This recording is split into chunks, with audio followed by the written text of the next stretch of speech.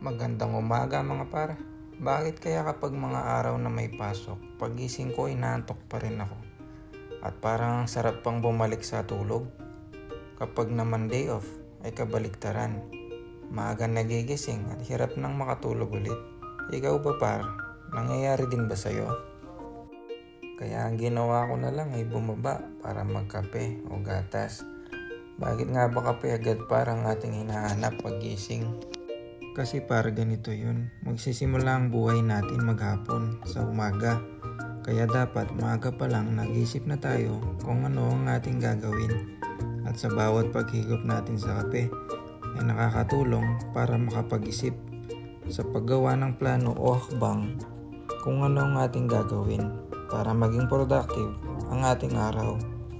Kasi sa hirap ng buhay ngayon, kailangan nating dumiskarte para makaraos. At pagkatapos nga ay nagtupi na ako ng aking mga damit na nilaban kahapon. Ngayon pa lang kasi nagkaroon ng time para tupiin ito. Ikaw ba para? May asawa ka na ba? At may nagtutupi ng mga damit mo? Kung mayroon par, minsan kung may oras ka para gawin yun, ikaw na mismo gumawa.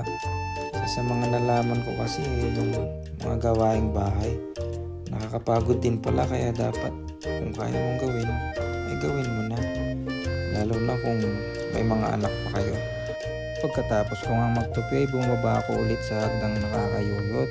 Nagyaya kasi ang tropa, punta daw kami sa Platos. Akala ko nga bilihan ng pinggan, mga damit pala. At dahil nga maganda yung panahon, sinabayan namin ng magagandang musika habang kami bumabiyahe. Dumating na nga pala kami dito sa Platos guys. Ang tagal ko nga magpili dyan kasi hinahanap ko pa yung mga mura lang. Mura lang din naman. Pero syempre hanapin natin yung mas mura par. Hindi yung mura galing sa bibig para. At dito nga ay nahiya pa yung kasama ko sa camera. Sabi ko naman, kunwari nag-online selling ako. Kaya main na po.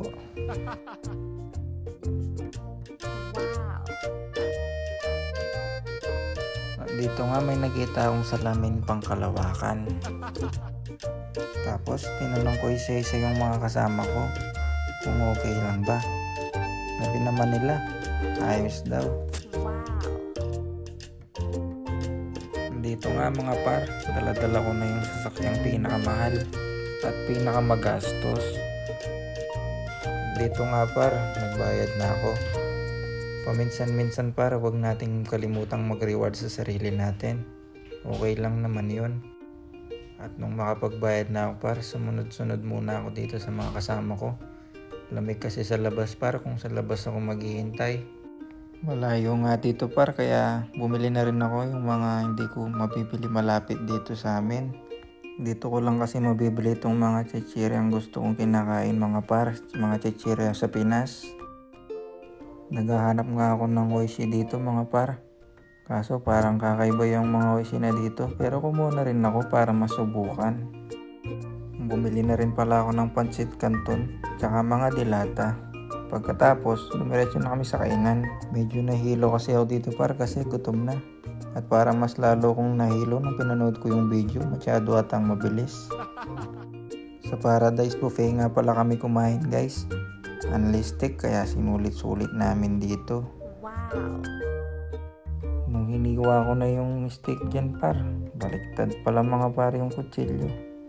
Buti na lang nakita ko agad. Nakatingin kasi ako sa camera eh. Meron din pala akong gulay dyan mga par. Tapos meron ding manok tsaka isda. Hindi muna ako nagkanin kasi mabubusog ka agad ako pag nagkanin. Sarap kumain para pag sabay-sabay no. Pag mga kasabay mo yung kapamilya mo par, sulitin mo na. Lagi mo silang sasabayan kasi paglaki nyo wala na. Nung pauwi na nga kami dito par, medyo inaantok na ako. Tapos sabayan pa ng mga nakakaantok na music. Pero minsan mga par, maganda talaga yung mga nakakaantok na music. Lalo na pag gusto mong mag-relax at gusto mong matulog. Aantukin ka talaga. Kaya dito ko muna tatapusin mga par yung video natin. Hanggang sa susunod.